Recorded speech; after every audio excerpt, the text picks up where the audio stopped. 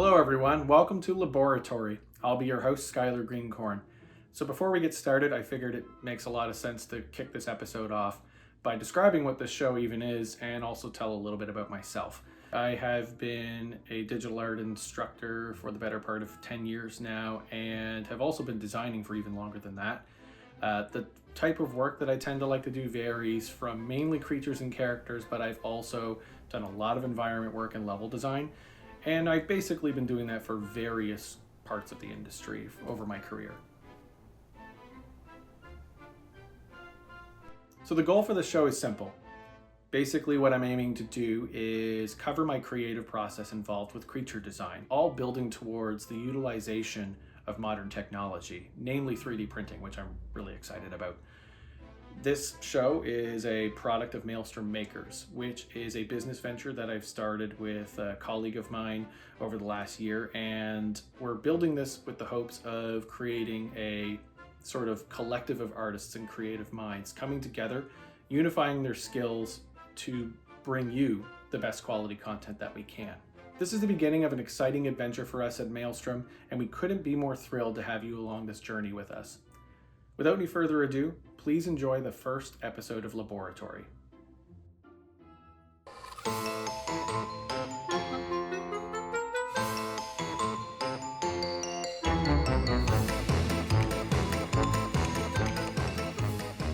Okay everyone, so we're diving headfirst, no pun intended, directly into our first sculpture for this show.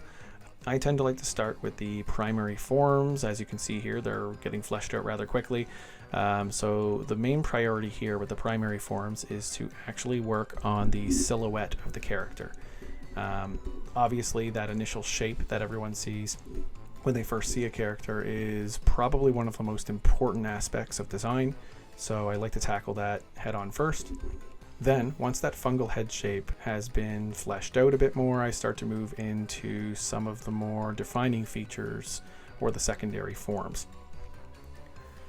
So the concept for this particular character is of course a Cyclops. However, I decided to put my own little spin on this and add a little bit of a creative touch, and that was actually incorporated by accident, which you can see in the original concept sketch. I was out with my students on a field trip and decided to hunker down at the library and do some light sketching. In doing so, what I discovered by making various head shapes was that I accidentally kind of made a mushroom shape for the Cyclopean head. So with that, I just kind of leaned into it and made that part of the concept of the character.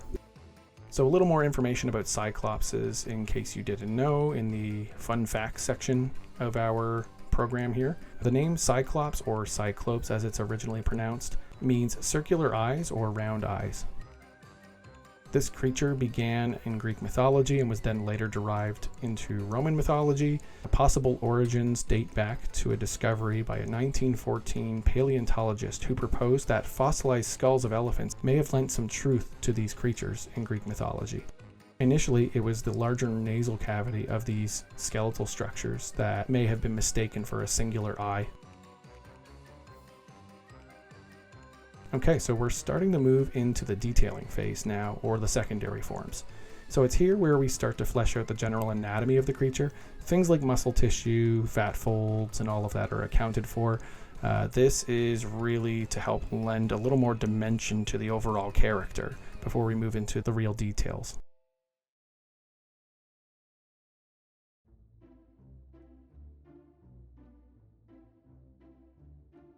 You can also see that I'm starting to kind of add some micro detailing to the top of the cranial region or the headpiece. That's because I like to sometimes work those early micro details into certain parts or certain components of a creature, only to help me later on reinforce those with some more secondary forms.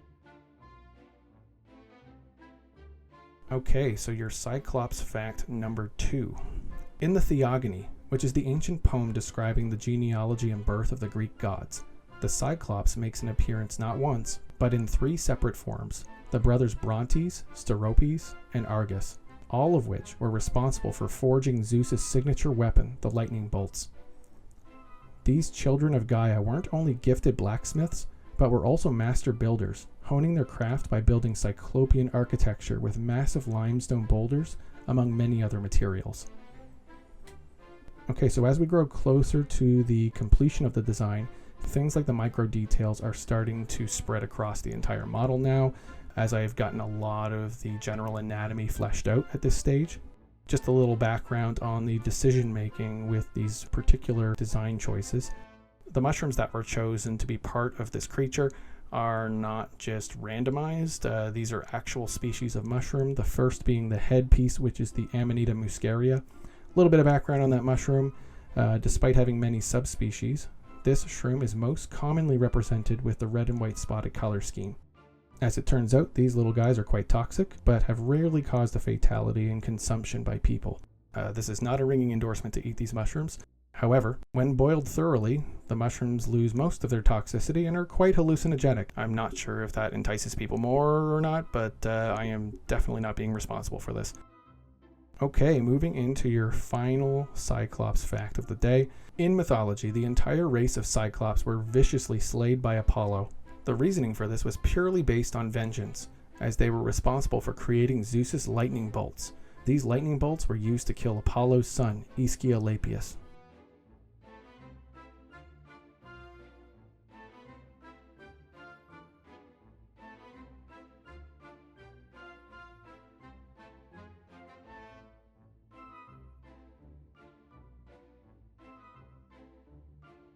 Okay, so we're now moving into the final stages of design. This is where I'm starting to incorporate some of the final pieces or subtools, the additional components used to flesh out the rest of the design. So to create the amassed shoulder fungi, I first built the base meshes in Maya using an optimized version of my Cyclops mesh as a guide.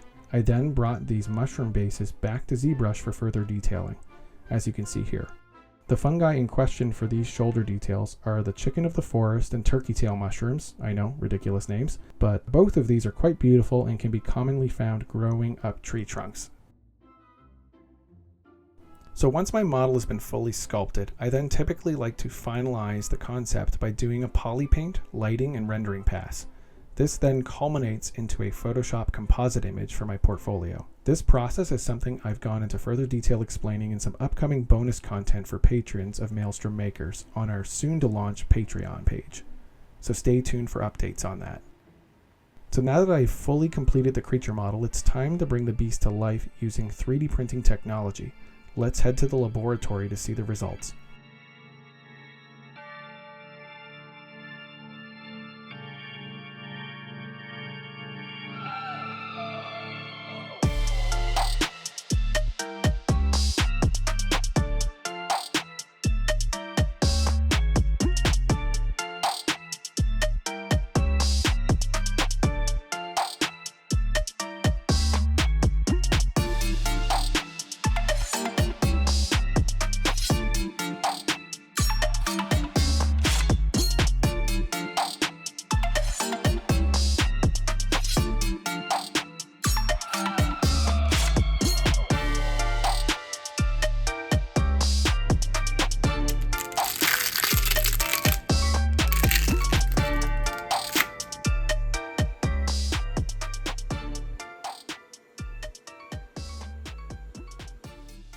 Well, there you have it, the completed fungal Cyclops creature bust in all of its resin printed glory.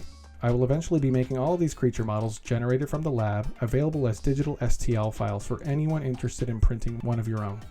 And to our Nova Scotian fans, you may just see one of these bust statues at one of our local events. So keep your eyes peeled on our social media for dates and news regarding all of our upcoming 2024 shows. It's been an absolute blast creating this first episode for all of you. I'd like to thank all of you for supporting our efforts here at Maelstrom Makers. We're so excited about the future and what we're trying to build here. So if you enjoyed this episode, please be sure to like, comment, and subscribe for more content in the future. Hope to see you all again soon in our next episode of the growing bestiary of LabHorrorTory.